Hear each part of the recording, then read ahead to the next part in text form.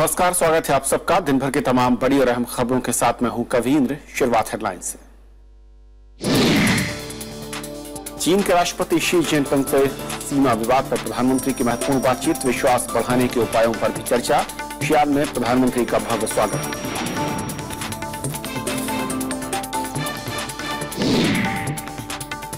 Noida extension में किसानों को वापस नहीं मिलेगी जमीन, सुप्रीम कोर्ट का 64% मुआवजा और 10% विकसित जमीन देने के निर्देश।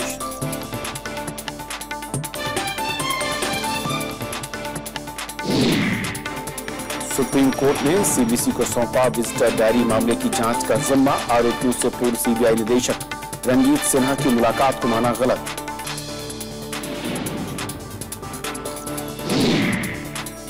केजरीवाल सरकार के मीडिया सर्कुलर पर लगा स्टे, सुप्रीम कोर्ट ने माना प्रेस की आजादी में दखल, 6 हफ्ते में मांगा जवाब।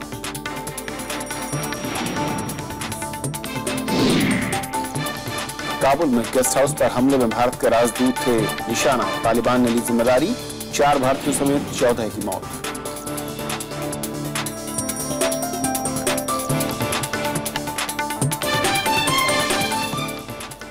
और आइए देखते हैं आज की हमारी पहली खबर।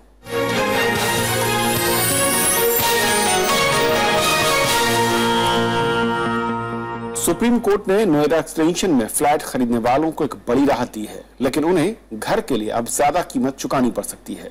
कोर्ट ने जमीन अधिग्रहण के खिलाफ किसानों की याचिका रद्द कर दी है। हालांकि किसानों को 64% मुआवजे के इलाहाबाद हाईकोर्ट के फैसले को सर्वोच्च अदालत ने भी बरकरार रखा है। सुप्रीम कोर्ट ने ग्रेटर नोएडा में भूमि अधिग्रहण को रद्द करने से इनकार कर दिया है। कोर्ट ने जमीन अधिग्रहण के खिलाफ यहां के 65 गांव के किसानों की याचिका गुरुवार को रद्द कर दी। नोएडा एक्सटेंशन में फ्लैट खरीदने वालों के लिए सुप्रीम कोर्ट का ये फैसला राहत भरा है। किसानों को राहत देते हुए कोर्ट ने 64% मुआवजे के फैसले को बरकरार रखा है। किसानों को विकसित क्षेत्र का 10% हिस्सा भी मिलेगा।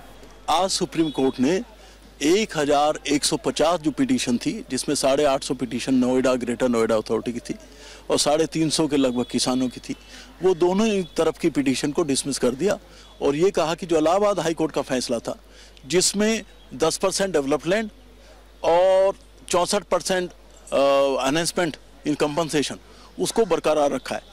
किसानों की अर्जी में कहा गया था कि ग्रेटर नोएडा वेस्ट में जमीन का गैर कानूनी तरीके से अधिग्रहण किया गया है। इसके लिए एनसीआर प्लानिंग बोर्ड से अनुमति नहीं ली गई। दूसरी तरफ नोएडा अथॉरिटी की दलील थी कि इलाके के विकास के लिए जमीन खरीदी गई थी और किसानों के हितों का पूरा ख्याल रखा गया है। कोर्ट के इस फैसले से किसान मायूस हैं। रहेगी बात ये, हम जमीन वापस मांग रहे थे। मकोड़ा, साबेरी वगैरह गांव के अधिग्रहण रद्द हो चुके, जहां पे ऑलरेडी बिल्डरों ने बिल्डिंग बना ली थी। उस बेस पे उनको राहत दी गई थी, क्योंकि औद्योगिक के नाम पे जमीन ली गई और औद्योगिक वजह बिल्डरों को दे दी मोटे पैसे खा के। पटवारी का अधिग्रहण हाई कोर्ट द्वारा रद्द कर दिया गया था। हमें उम्मीद थी कि यहाँ से भी अधिग्रहण रद्द होगा। फरवरी में सुप्रीम कोर्ट ने किसानों की अधिग्रहित जमीन में से 10% विकसित जमीन किसानों को दिए जाने के इलाहाबाद हाईकोर्ट के फैसले को बरकरार रखा था। कोर्ट ने दोनों अथॉरिटी की अर्जी खारिज करते हुए कहा था कि हाईकोर्ट के फैसले में दखल की जरूरत नहीं है। सुप्रीम कोर्ट ने अपने आदेश में साफ कर दिया है कि किसानों को इस जमीन पर और अधिक कॉम्पनसेशन अब नहीं दिया जाएगा। साथ ही साथ किसी भी तरह का भूमि अधिग्रहण रद्द नहीं होगा। अब किसानों के पास केवल यही बचा है कि वो इस पिटीशन को लेकर बड़ी बेंच के पास जाएं या फिर इस मामले में रिव्यू पिटीशन दाखिल की जाए। कैमरामैन राजदीप के साथ रविंद्र सिंह शोरान, राज्यसभा टीवी। और इस पूरे मसले पर बातचीत करने के लिए हमारे साथ हैं अधिवक्ता डॉक्टर सूरज सिंह जी। सूरज जी, स्वागत है आपका। सबसे पहले तो जिस तरीके से आप लोगों ने जो याचिका दाखिल की थी और जो आधार बनाया था और कोर्ट ने जो आज फैसला दिया है, मैं दोनों में वो तकनीकी पहलू समझना चाहता हूं कि आपका आधार क्या था और जो कोर्ट ने आज फैसला दिया है उसके पीछे उसके तर्क क्या है। देखिए, ऐसा है, इलाहाबाद हाई कोर्ट ने 21 अक्टूबर 2011 को फैसला दिया, जिसमें इलाहाबाद हाई कोर्ट ने यह माना था कि सत्ता का दुरुपयोग हुआ है और सेक्शन 6 का नोटिफिकेशन खत्म कर दिया जाए। लेकिन सेक्शन 4 का नोटिफिकेशन नहीं हाई कोर्ट ने खत्म किया था। कहा था क्योंकि यहां निर्माण कार्य वगैरह हो गया है, बहुत से लोगों को फ्लैट्स बेचे जा चुके हैं, तो इसमें हम लैंड एक्विजिशन कैश ना करके सिर्फ मुआवजा की राशि बढ़ा देते हैं। और साथ ही 10% डेवलप लैंड। ये फैसला आया 21 अक्टूबर 2011 को। उसके against Noida greater Noida authority ने भी अपील की और किसानों ने भी अपील की। तो अब जब जी हेलो जी आवाज मिले, आप कंटिन्यू करें जी। तो हाँ, तो जो हमारी अपील थी वो इस आधार पे थी कि जब कोर्ट ने खुद high court, Allahabad high court ने मान लिया है कि इसमें सत्ता का दुरुपयोग हुआ, तो जमीन उनको वापस छोड़नी चाहिए थी। इलाहाबाद हाई कोर्ट का फैसला होना चाहिए था कि अधिग्रहण रद्द किया जाना चाहिए। हमारी दूसरी मांग थी कि किसी भी कारण से अगर आप अधिग्रहण को रद्द नहीं करते हैं तो कम से कम मार्केट रेट, जो बाजार मूल्य है, वो मिलना चाहिए। अब इसमें बाजार मूल्य क्या था कि किसानों से 850 रुपए गज के रेट से जमीन ली, अगले ही दिन बिना एक ईंट जोड़े सरकार ने वही जमीन बिल्डर्स को 10,000 रुपए गज के लिहाज से बेच दी। तो किसानों का कहना था भाई जो आपने जिस रेट से बिल्डर्स को बेची है वो मार्केट मूल्य है, वो मिलना चाहिए। और बिल्डर्स ने उन्हीं पे बिल्डिंग बना के आज की डेट में वो 42,000 रुपए से 50,000 रुपए गज तक बेच रहे हैं। सभी बिल्डर्स ये मानते हैं कि लैंड का जो कंपोनेंट होता है वो 1/3 के लगभग कॉस्ट होती है उसकी। तो अगर 42,000 रुपए आप गज बेच रहे हैं तो 14,000 रुपए गज जो है उसमें जमीन का कंपोनेंट है। तो किसानों का कहना था कि ये 850 रुपए अगर 64 बढ़ा दे तो 1,400 रुपए बनते हैं। 1,400 रुपए की बजाय 14,000 रुपए गज उनको मुआवजा मिलना चाहिए था, ये आधार था। और जो नया एक्ट है राइट टू फेयर कंपनसेशन, जिसमें इतनी सारी बवाल अब मचा हुआ है, वो भी यही कहता है कि right to fair compensation, compensation ही नहीं, उचित कंपनसेशन। फेयर क्या होता है कि उतनी चीज अगर आप खरीदें मार्केट में तो आपको कितने पैसे देने पड़ेंगे, वो फेयर होता है। तो इन आधार पर हम लोगों ने, किसानों ने ये पिटीशंस 350 लगाई थी और 850 पिटीशंस थी नोएडा ग्रेटर नोएडा अथॉरिटी की। तो सुप्रीम कोर्ट ने 3 फरवरी को ये कह के कि इलाहाबाद हाई कोर्ट ने 10% डेवलप्ड लैंड आपको दे दी है, मुआवजा भी बढ़ा दिया है, तो ये कह के कि गवर्नमेंट की सारी अपील डिसमिस कर दी थी 850। लेकिन हम लोगों की उम्मीद रखी थी कि शायद कुछ और ज्यादा मिल जाए। लेकिन आज जो है सुप्रीम कोर्ट ने 350 पिटीशन भी खारिज कर दी और कहा कि जो इलाहाबाद हाई कोर्ट का फैसला है 10% डेवलप्ड लैंड, 64% मुआवजे में वृद्धि। जी अब सवाल ये उठता है कि किसानों के पास अगला विकल्प क्या है? देखिए निश्चित रूपेण तो एक तो रिव्यू पिटीशन बनती है, वो इन्हीं 3 जजों के सामने जाएगी। अगर वहां बात नहीं बनती है तो फिर क्यूरेटिव पिटीशन होती है, क्योंकि नया जो कानून है उसके अंतर्गत मार्केट मूल्य तो मिलना चाहिए। सारे सुप्रीम कोर्ट के डिसीजन कह रहे हैं कि जो मार्केट मूल्य है वो मिलना चाहिए। मार्केट मूल्य अगर 14,000 रुपए गज है तो 1,400 रुपए कैसे मिल रहे हैं? तो घोर अन्याय तो हुआ है। और जो वेल एस्टेब्लिश प्रिंसिपल 2011 के बाद सुप्रीम कोर्ट ने रखे हैं, चाकस का केस है, मात्रा का केस है, कई केसेस हैं जिनमें सुप्रीम कोर्ट ने कहा है कि जो हाईएस्ट बिडर होता है वो रेट माना चाहिए, क्योंकि आप जमीन उनकी मर्जी के खिलाफ ले रहे हैं। चलिए अब मैं एक और इसके दूसरे पहलू पर आना चाह रहा था सूरज सिंह जी कि क्या ये माना जाए कि नोएडा ग्रेटर नोएडा और मैं कहूं कि जो एक्सप्रेसवे के आसपास जो पूरे इलाके में जहां पर डिस्प्यूट चल रहा था, वो सारे डिस्प्यूट यानी कि कैंसिलेशन को लेकर, अलॉटमेंट कैंसिलेशन को लेकर, जमीन अधिग्रहण को लेकर, वो सभी खत्म माने जाएं या अभी कुछ हिस्सा बचा हुआ है जिसमें अभी फैसला आना बाकी है? नहीं, आज जो फैसला आ गया इसमें एक चीज सुप्रीम कोर्ट ने क्लियर कर दी कि इस लैंड का जो एक्विजिशन है वो रद्द नहीं होगा। इसका मतलब जितने भी जो अटके हुए मामले थे और ये जो अटकलें लग रही थी कि पता नहीं कोर्ट जो है इसको रद्द ना कर दे, उस चीज को आज सुप्रीम कोर्ट ने समाप्त कर दिया है और वो जो तलवार लटकी हुई थी वो हट गई है। तो इसलिए बिल्डर्स को इससे बड़ी राहत मिलेगी, जो फ्लैट ओनर्स हैं उनको राहत मिलेगी। लेकिन किसान ये कहते हैं कि हम विकास के खिलाफ नहीं है, लेकिन विकास की सारी कीमत, सारी बलिदानी सिर्फ किसान ही क्यों करें, समाज के सारे वर्ग करें तो वो न्यायोचित होगा। सूरज सिंह जी, आपने वक्त दिया और तमाम जो कानूनी पहलू है उनको सामने रखा। बहुत बहुत शुक्रिया हमसे बातचीत करने के लिए आपका। तो ये थी हमारी पहली खबर। छोटा सा ब्रेक लेंगे, ब्रेक के उस पार दिन भर की दूसरी बड़ी खबरें।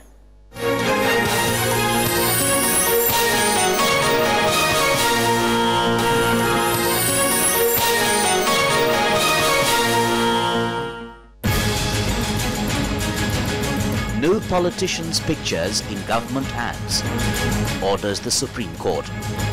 Says photos encourage a personality cult. What are the positives of this order? And what's the flip side? Watch The Big Picture at 9:30 p.m. on Rajya Sabha Television. सरकार ने किया मल्टी ब्रांड रिटेल में 51% विदेशी निवेश का रास्ता साफ। विपक्ष में रहते बीजेपी ने किया था इसका विरोध। देखिए देश देशांतर, रिटेल में एफडीआई, नीति और राजनीति, आज रात 8:30 बजे।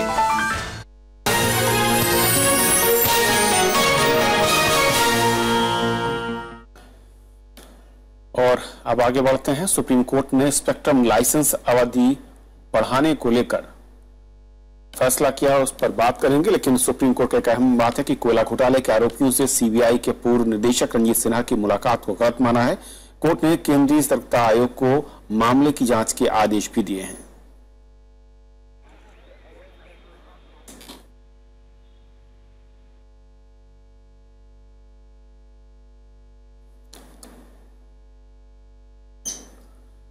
सुप्रीम कोर्ट ने स्पेक्ट्रम लाइसेंस अवधि बढ़ाने की टेलीकॉम कंपनियों की याचिका खारिज कर दी है। कई बड़ी कंपनियों ने लाइसेंस अवधि नहीं बढ़ाने के सरकार के फैसले को चुनौती दी थी। कंपनियों ने 20 साल के लाइसेंस को 10 साल और बढ़ाने की मांग की थी। इससे पहले कंपनियों ने स्पेक्ट्रम नीलामी पर स्टे की मांग की थी, लेकिन सुप्रीम कोर्ट ने 23 मार्च को उनकी अर्जी भी खारिज कर दी थी।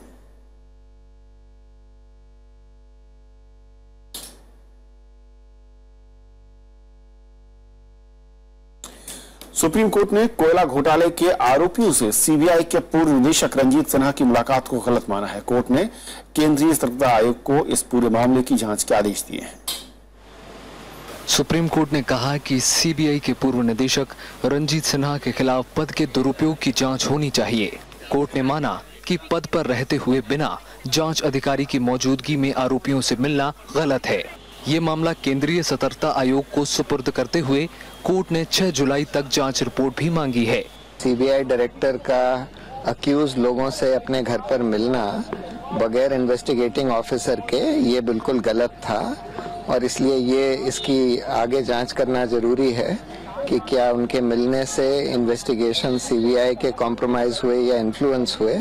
रंजीत सिन्हा पर आरोप है कि उन्होंने गलत तरीके से स्पेक्ट्रम और कोल ब्लॉक हासिल करने वाले आरोपियों से मुलाकात की थी।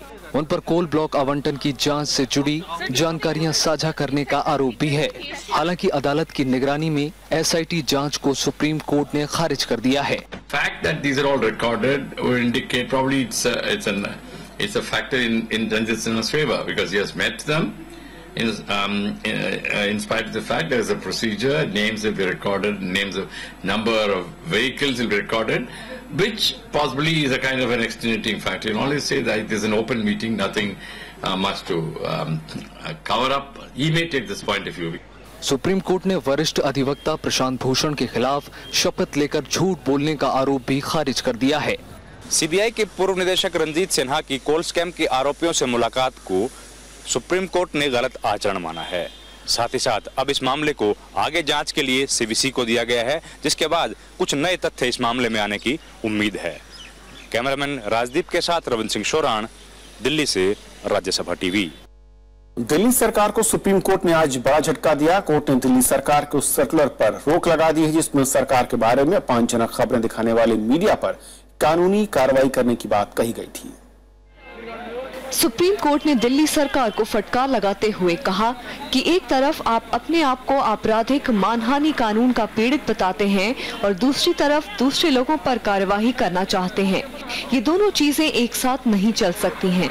सुप्रीम कोर्ट ने बोला कि आप ये दोहरा मापदंड कैसे लगा सकते हैं और इसलिए उन्होंने बोला कि ये सर्कुलर गैर संवैधानिक लगता है प्राइमा फेसी और उसको स्टे कर दिया।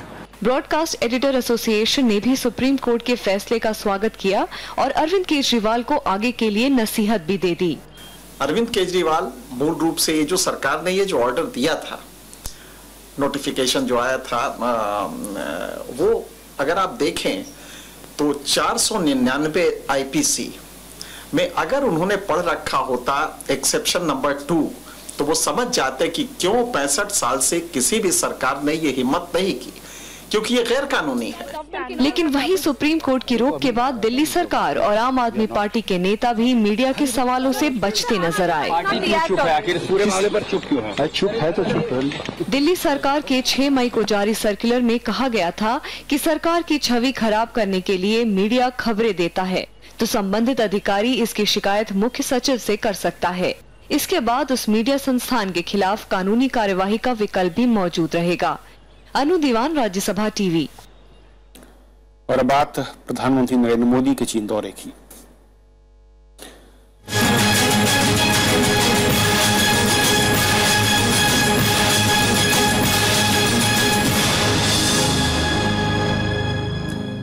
चीन दौरे पर गए प्रधानमंत्री नरेंद्र मोदी ने राष्ट्रपति शी जिनपिंग के साथ विश्वास बढ़ाने के उपायों पर चर्चा की। दोनों नेताओं ने सीमा विवाद और दोनों देशों में बहने वाली नदियों पर भी बात की। माना जा रहा है कि इसी के आधार पर कल बीजिंग में दोनों देशों के बीच नए समझौतों पर हस्ताक्षर होंगे। प्रधानमंत्री नरेंद्र मोदी गुरुवार सुबह चीन के ऐतिहासिक शहर शियान पहुंचे। एयरपोर्ट पर उनके स्वागत में चीन के नौजवान झंडे लिए खड़े थे। वे शियान के टेराकोटा म्यूजियम गए और बौद्ध मंदिर वाइल्ड गूस पैगोडा भी गए। यहाँ प्रधानमंत्री मोदी ने अपने अंदाज से लोगों का दिल जीत लिया। शियान चीन के राष्ट्रपति शी जिनपिंग का पुश्तैनी शहर है और यहाँ जिनपिंग की प्रधानमंत्री नरेंद्र मोदी से मुलाकात हुई। शांगजी गेस्ट हाउस में दोनों नेताओं के बीच करीब 1.5 घंटे तक शिखर वार्ता हुई। शिखर वार्ता में आतंकवाद से लेकर भारत में चीन के निवेश और व्यापार तक बात हुई। On the political side, strengthening trust, increasing convergence, political issues came up, boundary issues came up, including peace and tranquility on the border, trans-border rivers came up, trade and trade deficit issues came up, improving investment climate. There was some discussion on challenges of reform in India and China. President Xi spoke about the miracle of Gujarat, which Prime Minister had done as Chief Minister, and now that he was Prime Minister, the possibilities for the Indian economy. दोनों नेताओं ने सीमा विवाद के मुद्दे पर भी बात की। प्रधानमंत्री मोदी ने हाल ही में पाकिस्तान अधिकृत कश्मीर में चीन के निवेश का मामला भी उठाया। भारत में चीन के राजदूत ने कहा कि बातचीत सकारात्मक माहौल में हुई। Practical and very important, and both sides expressed their goodwill to deepen our relationship and discussed the concrete matters that of both interests. प्रधानमंत्री नरेंद्र मोदी देर शाम शियान से बीजिंग के लिए रवाना हो गए। शुक्रवार में बीजिंग में उनकी चीन के प्रधानमंत्री ली केशांग के साथ प्रतिनिधिमंडल स्तर की बातचीत होनी है। चीनी राष्ट्रपति शी जिनपिंग ने जिस तरह से किसी विदेशी नेता का पहली बार अपने गृह प्रदेश में स्वागत किया, उससे ये स्पष्ट है कि दोनों देशों के नेताओं के बीच नजदीकियां बढ़ी हैं। ये भी स्पष्ट है कि अब चीन भारत को पहले से ज्यादा अहमियत दे रहा है। उम्मीद की जा सकती है कि इन नजदीकियों से विश्वास के नए दरवाजे खुलेंगे। कैमरामैन प्रशांत कर्माकर के साथ अमृता राय, राज्यसभा टीवी के लिए। प्रधानमंत्री की चीन यात्रा और उसके संभावित नतीजों पर हमारी संवाददाता अमृता राय ने टाइम्स ऑफ इंडिया के चीन में संवाददाता सैबल दास गुप्ता से खास बातचीत की। प्रधानमंत्री नरेंद्र मोदी का पहला चीन दौरा आज अगर हम देखें जिस तरह से शुरुआत हुई और जिस तरह से शियान में उनका स्वागत किया गया और जिस तरह से शी जिनपिंग जो चीन के राष्ट्रपति हैं उनकी प्रतिक्रिया आई, उसे देखते हुए लगता है कि काफी सफल रहा और कई बेहद महत्वपूर्ण मुद्दों पर दोनों के बीच बातचीत भी हुई। आज इस महत्वपूर्ण मौके पर बातचीत करने के लिए हमारे साथ हैं टाइम्स ऑफ इंडिया ग्रुप के रिपोर्टर सैबल गुप्ता। सैबल साहब, आपकी नजर में कितना सफल रहा मोदी का? सबसे महत्वपूर्ण बात यह है कि दोनों नेताओं में किस प्रकार का केमिस्ट्री या किस प्रकार का रिश्ता बनता है और किस तरह से वो आदान प्रदान कर सकते हैं एक दूसरे पर, क्योंकि विषय तो बहुत है, 20 है और कई विषय पर कई जटिल विषय भी है। नहीं, आज हम उन जटिल विषयों के बारे में नहीं, आज जो हमें यहाँ पर अंदर उनकी केमिस्ट्री देखने को मिली, जिस तरह से उन्होंने 3 पेज में अपना विजिटर्स डायरी में अपनी बातें कही या जिस तरह का जेस्चर दोनों के बीच में दिखा, उसे देखकर आप क्या कहेंगे? देखिए, पहली बात तो यह है कि चीन के प्रेसिडेंट और कम्युनिस्ट पार्टी के जनरल सेक्रेटरी, वो कम्युनिस्ट पार्टी जो एथीज्म और भगवान में नहीं मानती है, वो एक मंदिर में भारत के जिसके साथ कठिन संपर्क है, प्रधानमंत्री को ले आए और इतनी चर्चा करे और हाथ मिलाए और हाथ पकड़ के चले ऐसे मंदिर में, और वो भी ऐसे साधु के मंदिर में जो साधु भारत जाकर बुद्ध धर्म लाए थे इधर, तो अपने आप में एक बहुत बड़ा कदम है और बहुत बहुत राजनीतिक कदम है जिसको शी जिनपिंग ने सोच समझ के उठाया है। अगर हम रणनीतिक तौर पर देखें तो भारत और चीन का रिश्ता किस तरफ जाता हुआ दिखता है? जयशंकर ने 20 से ज्यादा मुद्दे की बात करी, ब्रह्मपुत्र का पानी, न्यूक्लियर डील, ये सारे मुद्दे, आप बॉर्डर को छोड़िए, उसके सिवाय जो बाकी के 19 मुद्दे करीब है वो सारे के सारे इतने महत्वपूर्ण हैं कि एक भी मुद्दा उसमें से अगर सुलझ जाए तो ऐसा लगेगा कि जिससे भारत और चीन में संपर्क बहुत आगे बढ़ गया है। हाँ, तो ऐसा लगता है कि आज दोनों के बॉडी लैंग्वेज से ये लगता है कि वो संपर्क होने जा रहा है। शियान से कैमरा पर्सन प्रशांत कर्माकर के साथ अमृता राय, राज्यसभा टीवी के लिए। और सीधे रुख करेंगे अपनी संवाददाता अमृता राय का, जो वहां पर मौजूद है। अमृता, आज दिन भर जिस तरीके से बैठकों का दौर चलता रहा और प्रधानमंत्री नरेंद्र मोदी और चीन के राष्ट्रपति शी जिनपिंग के साथ गए शहर में उन्होंने वक्त बताया, केमिस्ट्री की लोग बात कर रहे हैं, लेकिन पूरे माहौल को देखकर क्या लग रहा है कि जो अविश्वास की एक बड़ी छाया थी, बड़े बादल थे, क्या वो छटने लगे हैं?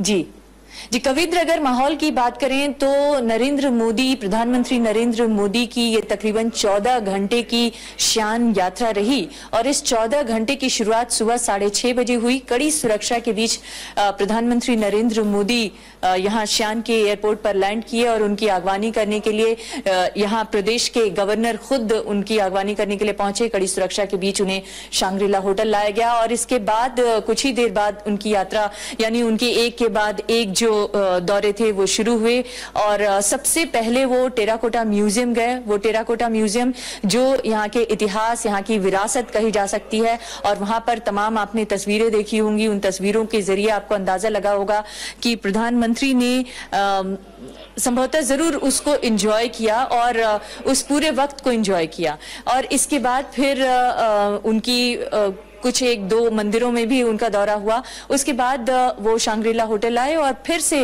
वो निकले खुद शी जिनपिंग से मुलाकात करने के लिए। राष्ट्रपति शी जिनपिंग से उनकी मुलाकात हुई और सांक्षी गेस्ट हाउस में ये जो मुलाकात हुई वो तकरीबन 90 मिनट की मुलाकात हुई और इसके बाद से ऐसा लगा कि जो रिश्तों की एक बर्फ थी वो बिल्कुल पिघलती हुई नजर आ रही है, क्योंकि इसके बाद जो जनता के बीच में उनकी स्वीकारोक्ति हो या स्वागत हो या उत्साह हो वो देखते ही बना।